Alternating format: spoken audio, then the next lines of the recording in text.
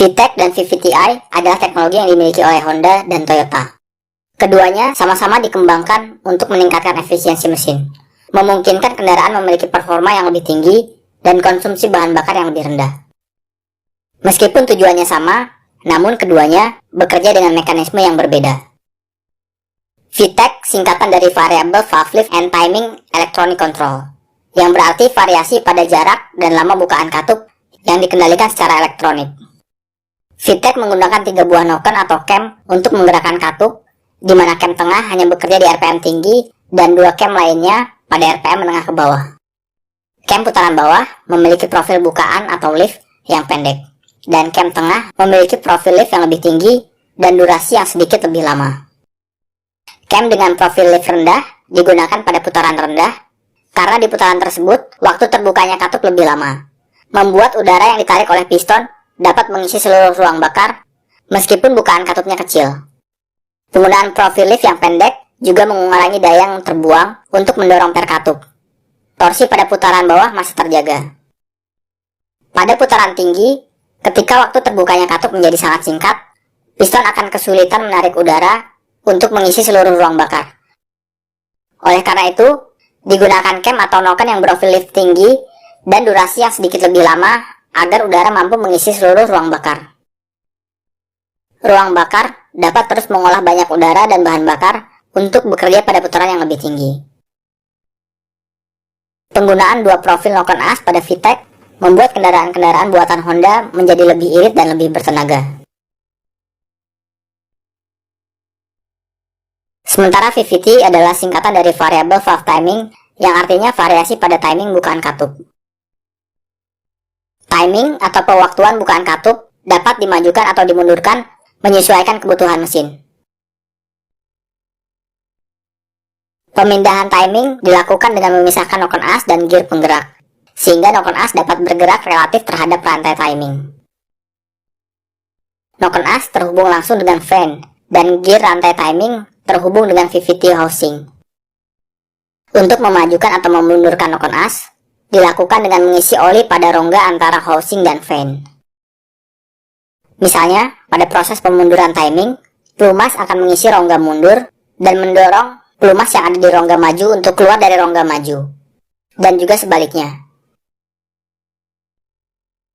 Dengan mengatur kapan katup terbuka dan tertutup pada RPM manapun, mesin akan menghasilkan daya dan torsi yang besar tanpa perlu menggunakan banyak bahan bakar, dari mulai berakselerasi hingga kecepatan tinggi. Penambahan I pada VVT adalah penggunaan bantuan kecerdasan komputer dari ECU untuk memperhitungkan beban kendaraan, putaran mesin, sensor throttle, dan sensor-sensor lain untuk menentukan sudut bukaan katup yang paling optimal di setiap rentang RPM. Sedangkan penambahan I pada VTEC bukan hanya pengaturan oleh ECU saja, tapi juga penambahan sistem variable cam timing, yang hampir sama dengan VVT. Mesin dengan teknologi iVTEC memiliki keunggulan dari teknologi VTEC dan VVT sekaligus. Toyota juga sempat mengembangkan sistem yang hampir sama dengan iVTEC, yaitu VVT-Li, atau Variable Valve Timing and Lift Intelligence, yang diterapkan pertama kali tahun 1999 pada Toyota Celica GTS. Namun tidak lagi diproduksi karena teknologi ini tidak mampu memenuhi standar emisi Euro 4. Jadi perbedaan paling mendasar antara VVT dan VTEC adalah pada sistem bukaan katupnya, di mana VVT mengatur timing bukaan katup dengan merubah sudut noken as terhadap VVT-i housing. Sedangkan VTEC mengatur lift dan durasi bukaan katup pada putaran rendah dan putaran tinggi. VTEC hanya bekerja pada putaran tinggi, sementara VVT bekerja pada semua rentang RPM.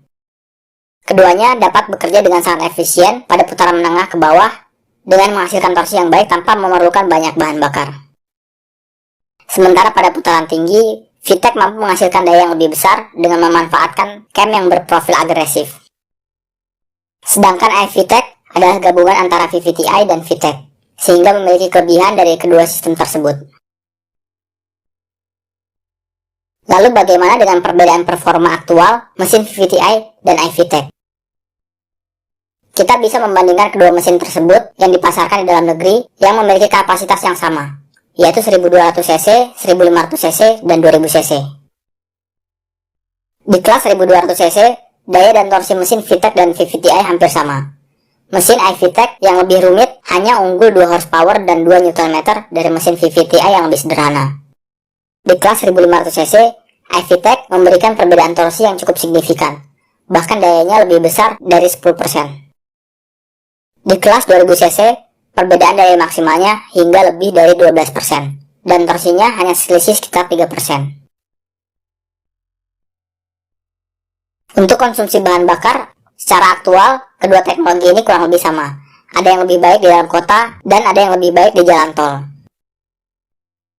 Dan untuk akselerasi, mesin iVTEC juga memberikan pengalaman berkendara yang lebih baik, karena memerlukan waktu yang lebih sedikit untuk mencapai 100 km per jam.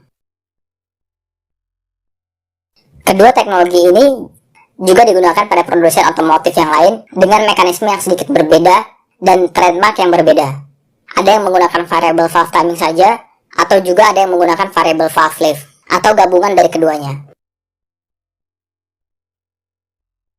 Sekian dulu videonya, semoga informasi ini dapat memberikan gambaran yang lebih jelas mengenai kedua teknologi otomotif yang paling populer ini, dan juga bisa membantu memilih kendaraan yang terbaik berdasarkan teknologi mesin dan konsumsi bahan bakarnya. Kami harap waktu Anda bermanfaat.